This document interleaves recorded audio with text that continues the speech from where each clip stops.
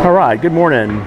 So today is day 4. This is episode 2 of Marketing Dynamics Behind the Scenes, and I'm entitling this episode, Get Fit. Are you kind of fit or kind of fat?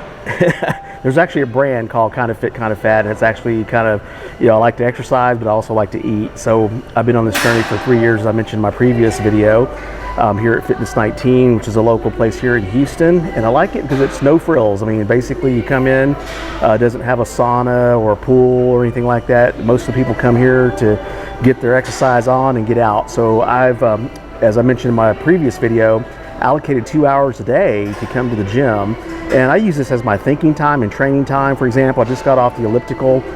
Yesterday I did about 1,000 calories. Today I did 600, and I've zeroed in on the elliptical. I've done the treadmill, I've done the stair step, but the elliptical I like because you're using all parts of your body, your hands and feet and legs and arms, and it gives you a nice track of your calorie count. I do a weight, we call it fat burner weight deal, because I'm trying to get to my goal. As you seen in the intro, I went from 237 pounds down to 201. I'm up to about 230 now, but I've been training for 3 years. A lot of that's mostly muscle mass, if you will, but of course my fat body is not where I want it to be. I want to get down to 20%. That's my goal. So as a marketing advisor, marketing leader, entrepreneur, I get a lot of people that are following me and seeing what I'm doing, and of course I'm putting a list together of things that I do personally to help grow my business. And so one of the key things that I like to talk about with clients is their health and fitness and their nutrition, because I had to go through the same process myself to get more energy, to get more comfortable in my skin, as I mentioned, but also in my clothes and whatnot. So that's a question that everybody has to answer, especially during the time of COVID. As a marketing person, I look at trends, and so when I saw the COVID thing going into lockdown back in March of 20, most businesses were kind of hit blindsided, especially fitness centers, especially with some of the orders regarding closing down and protocols and social distancing and whatnot. But I was kind of observing that no one was really talking about getting your fit on, right? Getting more sunshine, getting more rest. And of course I've done some discussions on this on my Facebook page, but now on my YouTube channel. So the other thing is, people can see this as being wasted time, if you will. 2 hours in your day, who has the time? Who wants to get up at 4 a.m.? Because that's what I said in my previous post, is I changed my clock to get up at 4 a.m. It's not a hard and fast rule, and I'm going to do a separate video on that, about how the 4 a.m. schedule is actually giving me more time, more energy. For example, last night I didn't go to bed till about 11:30 or 12, and I got up at 3:45 or so this morning, and I'm hitting it, so I'm listening to my body, and I'm not tired right now. So it's still kind of early at 7:30 in the morning now.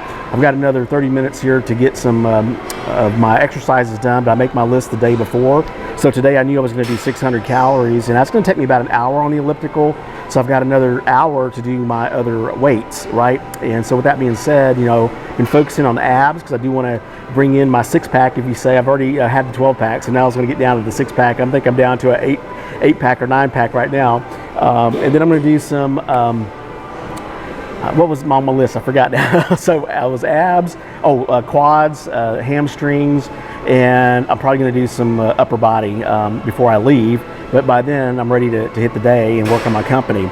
So during this 2 hours, I've been mentioning that, and I'm going to put a link on the description. I've been listening to the Tai Lopez programs. He's on social media. You may see some ads about his business mentorship and whatnot. And he made a deal that was too good to refuse back in July of this summer. He had all of his programs bundled, and he offered, which normally would have cost thousands of dollars, for like $179. So I took a gamble. I said, you know what, I'll do it. And typically what happens with a lot of these programs, people don't really, they'll buy it, but not really apply it, right? They won't listen to it, make time for it. But I've actually made time for it, and I'm going through all the modules now, which by the time, I'm done, I'll probably want to get more programs. But he does a social media agency certification. He does a traffic flow. He does a business mentorship, 67 steps, business mindset. He does fitness training for entrepreneurs, that kind of thing. So you can actually set up your office for example, to keep yourself active. And one of the concerns that I have is a lot of people work at their desk all day, 8 hours a day, and studies are showing that's just as bad as smoking or drinking, if you will. So probably smoking more because you're not being active. So they're actually designing your desk now, your workspace, to where you can have a treadmill at your desk and it rises and elevates. I don't have that now, but that may be something that I want to implement. So while I'm here at the gym, I've decided that I'm going to tune into some training, audio-wise. I mean, I could listen to my jams because I do have my playlist of over, 140 songs and over 15 hours of listening. But to me, that might be more wasted time. I like to listen to music, and it really depends. Again, a lot of what I say is not necessarily a hard and fast rule, because there may be some times I come in and I listen to my jams, just want to get my head right. But it's also the thinking time. So while I was on the elliptical here just now, I was listening to how to sell, and sales is not what a lot of people think. There's a process and a method, and people are unique and different, and how you approach them is also unique and different as well. But I love what I do, and I was just thinking, it's like over the years, I'm probably one of the best in the world at what I do, not the best, but one of the best. And I'm reading Frank McKinney's book, Aspire, which I spent some time reading this morning. But the thing is, once you kind of know your gifting, it's good not to have an unhealthy ego, but to have a good ego and appreciation for what you do. So I look at the last 20 years, I've probably written more radio commercials, TV commercials, produced more print content, directed the design of websites and logos, put events together, help clients get on the radio probably than any person in the Houston market, I would say.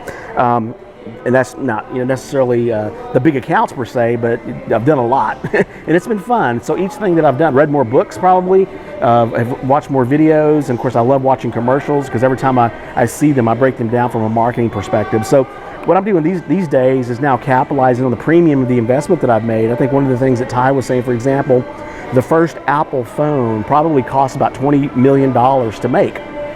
But once they had the prototype with the molds and the engineering and the software, then they were able to dramatically bring down the cost and earn a premium for their offering. I think I forget what he said that the phones might cost, but it's astronomically low compared to what they're being sold for. So let's just say a number of $8 to make a phone that's in the $400 price range. When I say product, I should say an Apple product that's averaged around 400 or so or more. Same thing with sugar water, with Coca-Cola, once, and Ferraris even, he said that, probably it costs around $70,000 to make a Ferrari, but they can sell them for hundreds of thousands of dollars. But they didn't get there overnight, right? So you had to have the prototype and you had to be able to command the premium. And so that's really the nature of business, is you're going to bring value to the marketplace at decreasing pricing, but ever increasing skill. And so a lot of times I tell my clients, that I can do in 15 minutes what normally would take a whole team to do, but it's taken me 20 years to be able to do that. So today is not necessarily talking about marketing, but it's talking about fitness.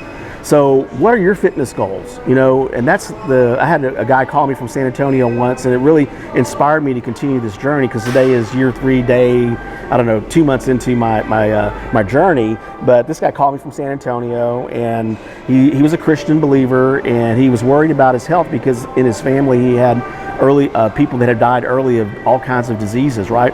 And he weighed 350 pounds. He was going through a divorce, and he just felt hopeless. And I said, well, the proverb says, Lord, teach me to count my days, count. And that's also important in business. Count and track your time, count and track, each day, right? Because you don't have a guarantee of tomorrow, right? And of course, I'm 56, so I'm on I don't say the downhill side of being over the hill, but who knows how long we're going to live, right? So that being said, I said, well, start with day one. Today is day one. And so if that encourages you, and that's the one takeaway for today in regards to fitness, start with day one. You don't have to go out there and kill it. The 600 calories on the elliptical, it wasn't that taxing because I've been training the whole time. It's just a matter of now hitting that number of 600 or 1,000 so that I can walk away knowing that, my calorie intake for the day will definitely be in deficit. So I'll be trending down in my weight, getting leaner, meaner, if you will, and still, effective in my rest of my day. So I'd love to hear your comments on your journey, but I'll be talking about nutrition as well, because that's another important component to the diet, and taking supplements. And so there's some supplements that I take, and I'll break this down. So I didn't get to do, I'll break down the day that I go through, but so far, this is day 4 of my what's it called, Fractional Time Allocation, where I get up at 4, have my coffee and breakfast in 15 minutes. I'll read the Bible in 15 minutes through my reading a program that I have on Bible Gateway. I'll pray for 15 minutes, and really that's a time of also meditation, if you will, thinking through the day, thinking through whatever God is saying to me as I'm reading all these books and starting to do this activity, ideas that I'm jotting down to implement into my ongoing efficient schedule, if you will.